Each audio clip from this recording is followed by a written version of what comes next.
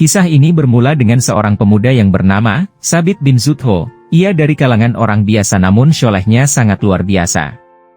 Suatu hari Sabit berjalan di pinggiran sungai yang jernih dan menyejukkan. Tiba-tiba, sebuah apel segar tampak hanyut di sungai itu. Dalam kondisi lapar, Sabit pun mengambil apel tersebut lalu memakannya.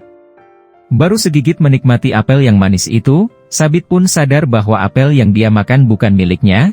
Meski menemukannya di sungai, Sabit merasa bersalah dan menyesal sudah memakan apel tersebut. Kemudian ia pun menyusuri sungai sembari membawa sisa apel yang ia gigit, dengan tujuan bisa bertemu pemilik buah dan meminta kerelaannya atas apel yang sudah digigitnya itu. Cukup jauh berjalan Sabit pun menemukan sebuah kebun apel di pinggiran sungai. Ia langsung menghampiri penjaga kebun tersebut dan memberi salam, lalu meminta ridho atas apel yang ia makan. Namun, penjaga kebun itu menjawab, "Saya bukan pemilik kebun apel ini. Bagaimana saya dapat memaafkanmu?"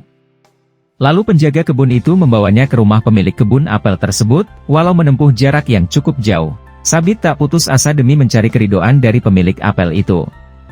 Sesampainya di rumah pemilik kebun apel tersebut, Sabit pun mengetuk pintu seraya memberi salam. Tak lama kemudian terdengar balasan salam dari kakek tua sang pemilik kebun itu. Setelah dibukakan pintu, Sabit pun berkata, "Wahai hamba Allah, saya datang ke sini karena saya telah menemukan sebuah apel dari kebun Anda di sungai, kemudian saya memakannya. Saya datang untuk meminta kerelaan Anda atas apel ini. Apakah Anda meridhoinya?" Sembari memperlihatkan sisa apel yang ia gigit. Setelah terdiam dan berpikir sejenak, pemilik kebun pun berkata, "Saya tidak akan memaafkanmu, kecuali kamu mau menikahi putriku.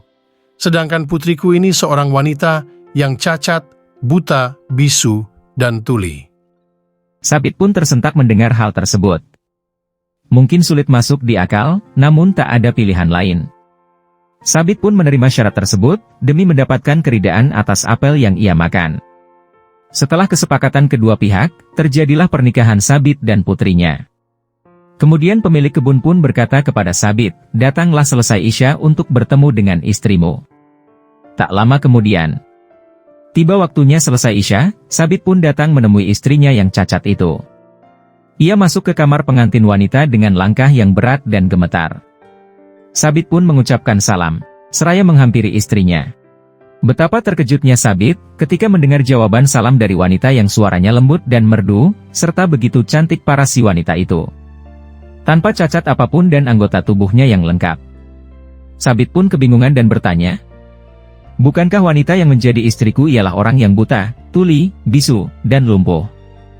Wanita itu pun tersenyum dan menjawab, "Inilah aku, anak pemilik kebun apel yang dinikahkan denganmu. Aku dikatakan buta, karena aku tidak pernah melihat sesuatu yang dimurkai Allah. Aku bisu, karena aku tidak pernah mengucapkan satu kalimat pun yang membuat Allah murka. Aku tuli, karena aku tidak pernah mendengar satu kalimat pun, kecuali di dalamnya terdapat ridho Allah. Aku lumpuh, karena aku tidak pernah melangkahkan kakiku ke tempat yang Allah murkai."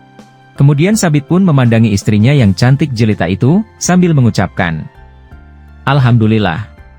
Dari kisah dan pernikahan tersebut, lahirlah seorang ulama soleh yang sangat terkenal, yakni Nu'man bin Sabit atau lebih dikenal dengan nama Al-Imam Abu Hanifah, yang saat ini menjadi salah satu imam besar dari 4 mazhab.